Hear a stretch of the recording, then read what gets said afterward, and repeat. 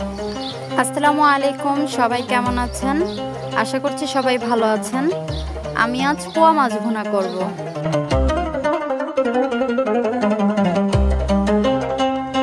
কড়াই দিয়ে দিয়েছি চুলাতে। কড়াই গরম হয়ে গেছে, তেল ঢেলে নেব। পেঁয়াজ কুচি দিয়ে দিব, হালকা করে ভেজে নেব।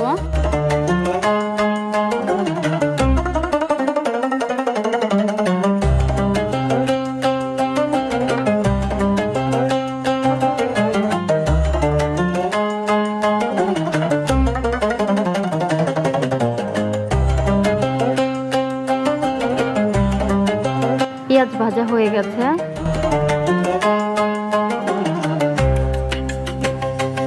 এখন অল্প পানি ঢেলে দেব।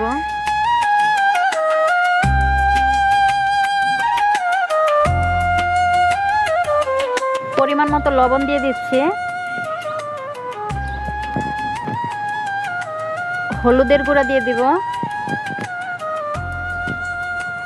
অল্প মরিচের গুঁড়া দিব। আমি সরিষা বাটা দিয়ে মাছটা ভুনা করব। সরিষার সাথে কাঁচা মরিচ, পেঁয়াজ, অল্প করে পেঁয়াজ বেটে নিয়েছি।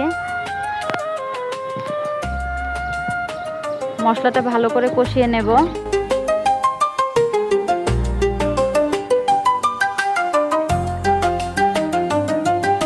কিছুক্ষণের জন্য ঢেকে দেব।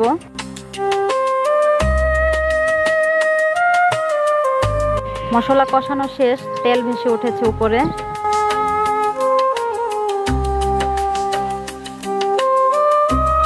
এখন আমি মাছগুলো দিয়ে দিব।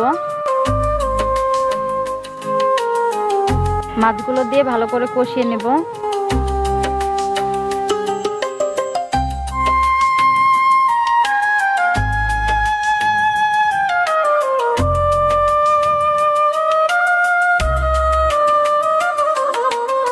মাছগুলো বেশি জোরে নাড়াচাড়া করা যাবে না, মাছগুলো ভেঙে যাবে, কারণ মাছগুলো খুবই নরম। আমার মাছ কষানো শেষ।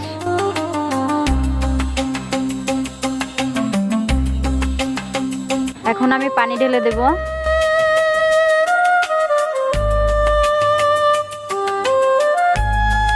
পানির সাথে মশলা মাছ একত্রে নাড়িয়ে চাড়িয়ে ঢাকনা দিয়ে দেব।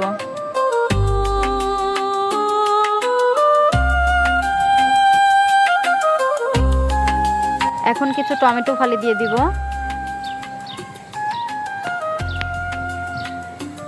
আবারও কিছুক্ষণের জন্য ঢেকে রাখবো।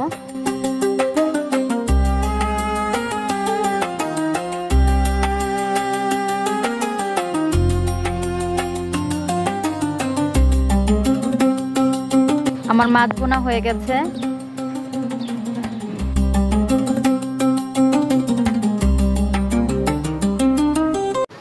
এখন আমি কলা পাতার উপর তরকারিটি পরিবেশন করে নিচ্ছি।